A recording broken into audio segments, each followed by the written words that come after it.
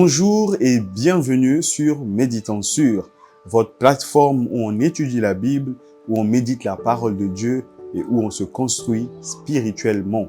Je m'appelle Rick Looms et je vous donne rendez-vous chaque lundi à partir de 19 h, heure de Dakar, pour méditer sur un texte biblique. Aujourd'hui, nous n'allons pas méditer sur un verset biblique en particulier, mais plutôt sur un fait qui s'est déroulé dans 2 Samuel à partir du chapitre 11 au chapitre 12. Je vous invite donc à prendre vos Bibles et à lire le chapitre 11 et le chapitre 12. Si nous prenons le temps de le faire durant cette vidéo, je pense qu'elle sera trop longue.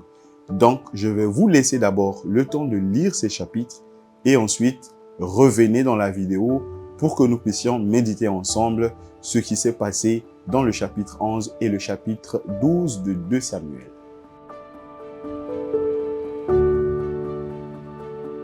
Si vous avez lu ce texte, vous avez déjà deviné de quoi on va parler.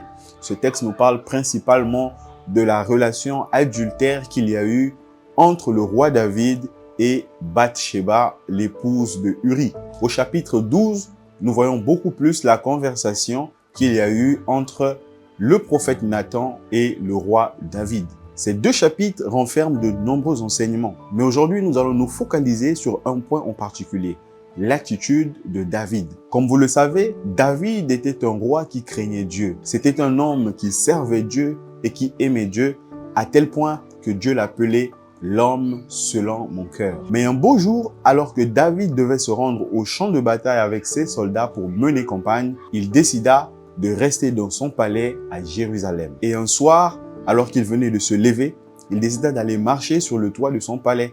Et en marchant, il aperçut Bathsheba qui se douchait. Et c'est là que la convoitise monta dans son cœur.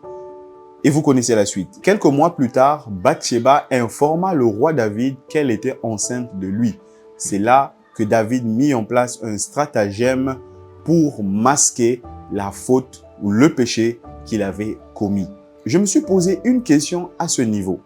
Étant donné que David était roi, pourquoi n'utilisait-il pas sa position, son pouvoir de roi, sa puissance de roi pour prendre cette femme sans pour autant se justifier auprès d'Uri ou auprès de son peuple? Nous savons que le roi, c'est celui qui régnait sur son royaume. Il avait tout pouvoir sur son royaume.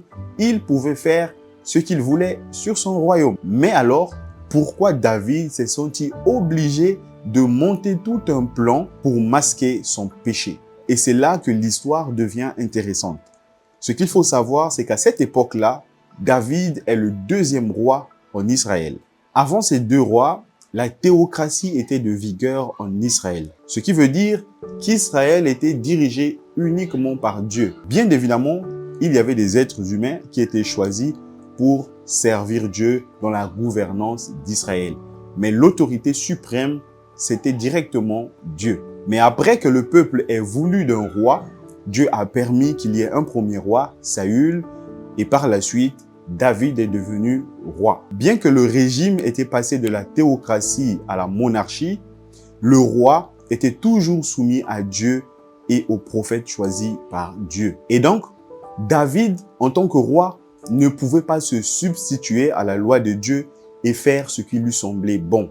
Il y avait des règles et des lois fixé par Dieu et David était contraint de s'y soumettre. Et sachant que David était également un homme qui craignait Dieu et qui était soumis à Dieu, il s'arrangeait à respecter les prescriptions divines. Et c'est là qu'intervient une loi que Dieu avait transmise aux enfants d'Israël. Lisons Lévitique 20 au verset 10. Il est écrit: « Si un homme commet un adultère avec une femme mariée, s'il commet un adultère avec la femme de son prochain, l'homme et la femme adultères seront punis de mort. » L'homme qui commet un adultère avec une femme mariée, l'homme et la femme seront punis de mort. Et David, étant roi, craignant Dieu, connaissait cette loi. Nous comprenons mieux pourquoi David, au lieu de simplement s'imposer comme roi, de faire valoir son autorité, était obligé de monter tout un stratagème pour que Uri puisse coucher avec son épouse afin de maquiller cette grossesse. Et là, je me suis posé une autre question. David craignait Dieu. Mais à ce niveau-là, David ne s'inquiétait plus de ce que Dieu pensait de lui, mais plutôt de ce que le peuple, la population ou les prophètes pensaient de lui. Il s'inquiétait beaucoup plus de son image auprès des hommes que de ce que Dieu pensait de lui. David avait oublié que Dieu voyait ce qu'il faisait. Au lieu de se repentir, David a plutôt cherché un moyen de masquer, un moyen de préserver son image auprès des hommes. Faisons une pause. Est-il arrivé à un moment donné de notre vie où nous nous sommes comportés comme David?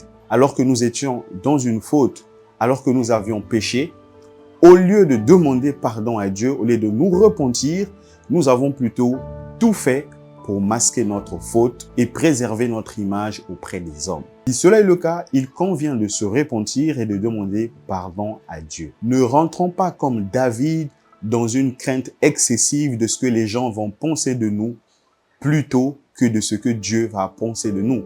Car en réalité, ce qui est le plus important, c'est ce que Dieu pense de nous. Il vaut mieux craindre Dieu que de craindre les hommes. Car lorsqu'on cherche à plaire aux hommes, cela nous pousse à commettre d'autres fautes et d'autres péchés. Nous le voyons dans le cas de David. Cela l'a conduit à commettre un péché encore plus grand. Il a tué Uri, qui était pourtant son serviteur. Et cela va encore plus loin. En tuant Uri, d'autres soldats sont morts au front seulement pour que son désir soit assouvi. Finalement, en voulant cacher un péché, il en a commis encore d'autres plus grands. Le proverbe 28, verset 13 nous dit « Celui qui cache ses transgressions ne prospère point, mais celui qui les avoue et les délaisse obtient miséricorde. » Si tu es dans une faute, tu es en train de commettre une faute et tu penses qu'il vaut mieux le cacher auprès des hommes, arrête-toi. La Bible dit que si tu avoues tes fautes, si tu avoues tes transgressions, le Seigneur est juste et fidèle pour te les pardonner. Si tu suis cette vidéo, arrête-toi là et repentis-toi. Ne continue pas dans cette erreur, ne continue pas dans le péché et ne cherche pas à cacher ton péché auprès de Dieu. J'aimerais que nous puissions faire cette prière. Père, nous te rendons grâce pour ta parole. Merci de ce que tu nous as rappelé au travers de ce message, que tu es élevé au-dessus de tout et que tu nous vois, Seigneur. Il n'y a rien que nous puissions faire qui soit caché à tes yeux. Bien que nous tentons de cacher des choses auprès des hommes, Seigneur, auprès de ceux qui nous entourent, auprès de nos autorités, auprès de nos pasteurs, auprès de nos frères, auprès de nos pères, auprès de nos mères, devant toi, il n'y a rien de caché. Merci de ce que, en cette soirée, en cette matinée, en ce jour où je suis cette vidéo, tu me permets, Seigneur, de mettre la lumière sur quelque chose, sur un défaut qu'il y avait en moi. Alors que je tentais de cacher mon péché, alors que je tentais de cacher ma transgression, tu m'as stoppé net. Merci parce que tu m'aimes. Il n'est jamais trop tard. Si tu as voulu m'interpeller, c'est parce que tu veux que je puisse changer d'attitude. C'est parce que tu veux que je puisse me repentir. Et je ne veux pas endurcir mon cœur. Aujourd'hui, alors que je suis cette vidéo, alors que tu m'as interpellé, Seigneur, je t'apporte mon cœur et je te demande pardon. Pardonne-moi de ce que j'ai péché et pardonne-moi de ce que j'ai voulu cacher ce péché devant tes yeux. Seigneur, accorde-moi ta miséricorde. Permets-moi de repartir dans un nouvel élan et de marcher en nouveauté de vie. Je reçois ton pardon car tu as dit que celui qui avoue ses fautes, qui avoue ses transgressions, tu es juste et fidèle pour nous les pardonner. Je crois que tu m'as pardonné et je reçois ce pardon dans le nom de Jésus-Christ. Amen. Nous rendons grâce à Dieu pour ces moments que nous passons ensemble, mais nous sommes déjà arrivés à la fin de notre méditation. Si c'est pour la première fois que vous suivez ces vidéos, merci de vous abonner, de liker et de nous mettre en commentaire vos impressions, comment vous avez trouvé cette méditation, mais également si vous avez des questions, je me ferai le plaisir de vous répondre en commentaire. En attendant, nous vous donnons rendez-vous au lundi prochain à 19 h sur Méditons Sûr. Que Dieu vous bénisse.